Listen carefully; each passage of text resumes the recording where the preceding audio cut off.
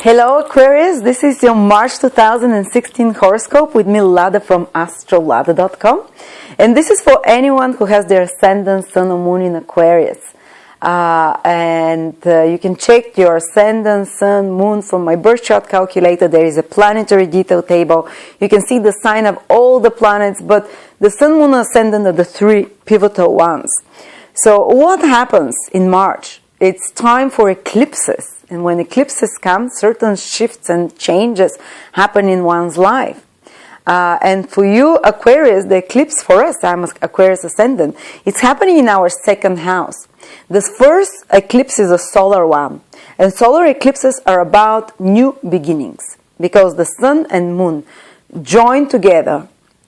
And when female and male energy join together, exactly on top of each other, when there is an eclipse, it's like a ultra powerful new moon.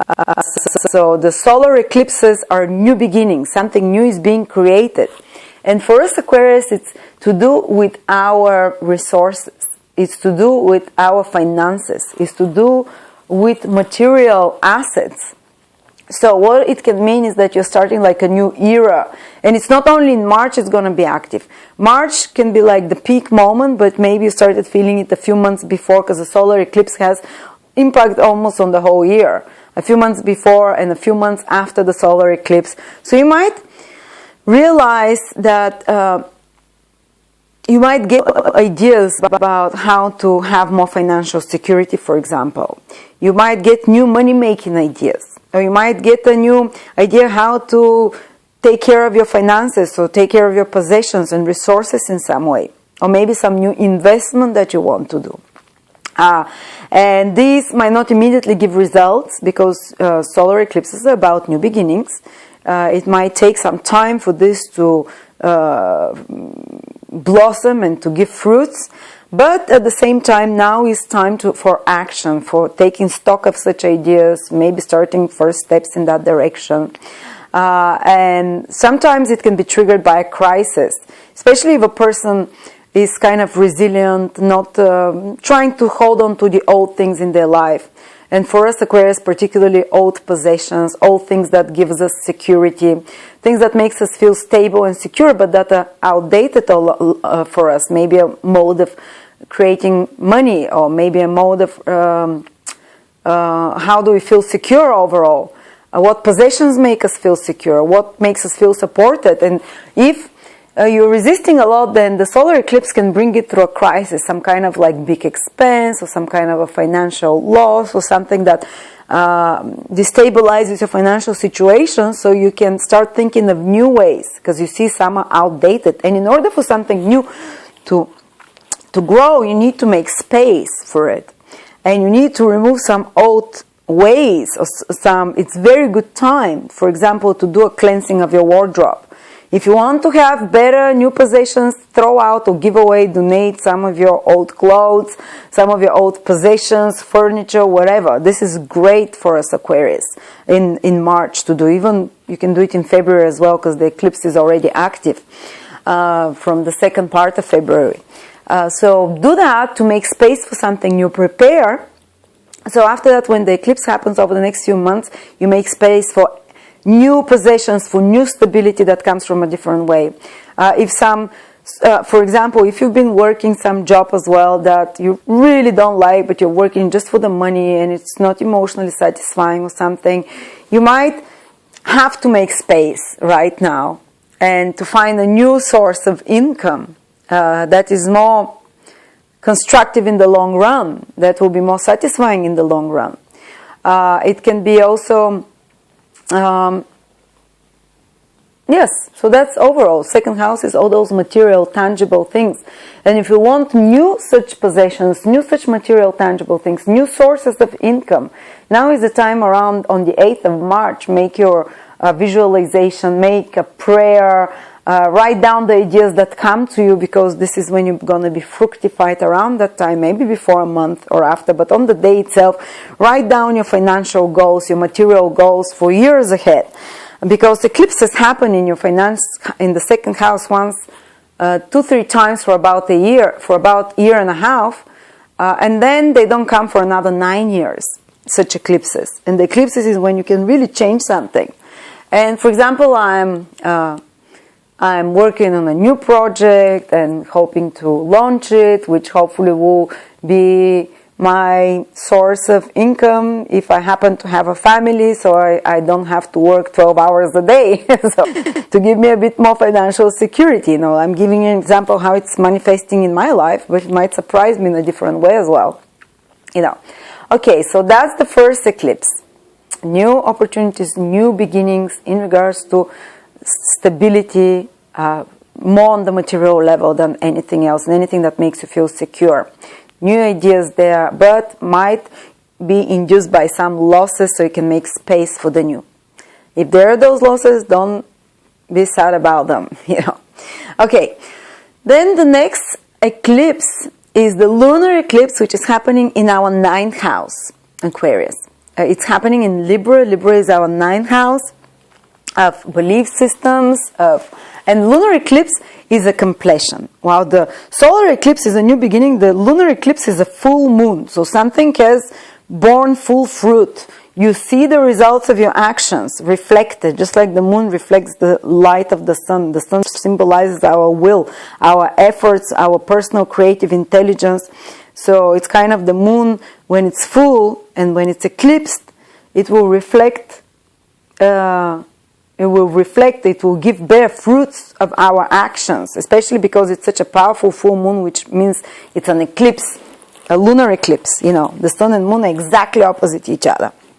And 9th house on the material level rules foreign countries, travel. So some of you might be traveling. Some of you might, if they've been trying to get a visa or find a way to get to a different country or live in a different country, or if they've been working with foreigners, or if they've been in some international business, they might start seeing the results of those actions. Some of you might get a visa, some of them might unlock the opportunity to travel. I'm traveling the whole of March. I'm in faraway countries, in Hawaii, in Seattle, in Dubai. It's like, ooh, all over. You know, for me, definitely this lunar eclipse is bringing fruition, a lot of manifesting on the material level as travel. Those of you who want to study, for example, they wanted to get accepted in some university, higher place of higher education. Now that the lunar eclipse happens in your 9th house, you can receive such news. You can find out.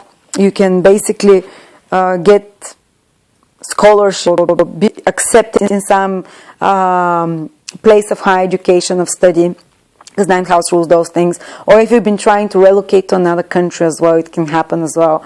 Or you can, some of you who have who are involved in careers that are international business, or that are working with foreigners, they can have like a peak in their career and fruition there. Important for taking exams, for example, higher education systems. Or 9th house is our belief systems. So something the moon illuminates, the lunar eclipse illuminates, brings very intense, powerful emotional realizations about, in our case, in the 9th house, about our belief systems, about what we consider, what's our point, what's our ideas about the world, how do we perceive the world. The 9th house is, do you perceive the world as a difficult place? What's your spiritual beliefs? What is your understanding about the meaning of life? So you can have some very illuminating understanding. We can have some very illuminating understanding about the bigger picture, some spiritual experiences, even getting in touch with spiritual teachers or gurus or mentors of sort, or some inspirational figures there that impact us on a deep emotional level and change our perspective and way of thinking, which is the 9th house. And not exactly the logical, rational thinking, but more like how you perceive the meaning of life, the purpose of life, the bigger picture. How do you see the bigger picture of your life? So someone can help you shift, and they can be like a shift in your consciousness now, Aquarius, in regards to the meaning of life, the direction of your life overall. like illuminating of the mind almost that happens, illuminating of the higher mind, which is the ninth house, illuminating some spiritual beliefs or interactions with foreigners or people that have very different background than you, that bring you a very different perspective, that help you see some issue from a very different kind of totally different than your perspective, and that shifts consciousness, you know. And when the mind accepts it, then the body follows, and the earthly manifestations follow us that after that as well. Okay, so that's about the eclipses. Interesting, you know.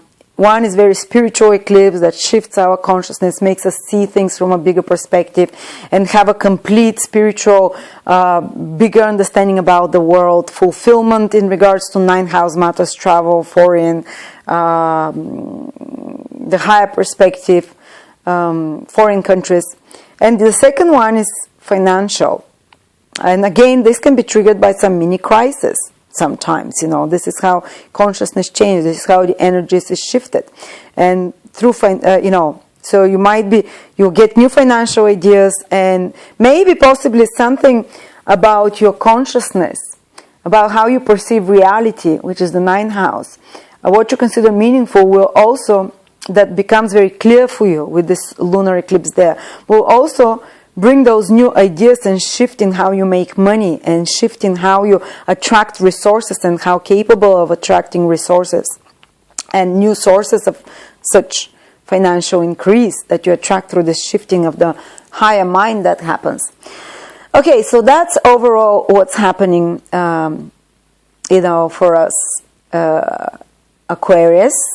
You know, there is Mars is going into Sagittarius, which is our 11th house, and will be there March, April, and June. But let's focus just on March.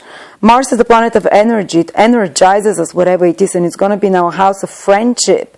So you might get very active or have adventures with friends or like-minded people. You might get to actively participate in group activities of sorts, or join groups or like-minded people, go to lectures or things like that, that combine you in a community.